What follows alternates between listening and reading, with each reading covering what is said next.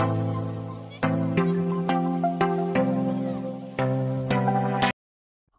words are powerful. Life and death are in the power of our tongue. Proverbs 18:21.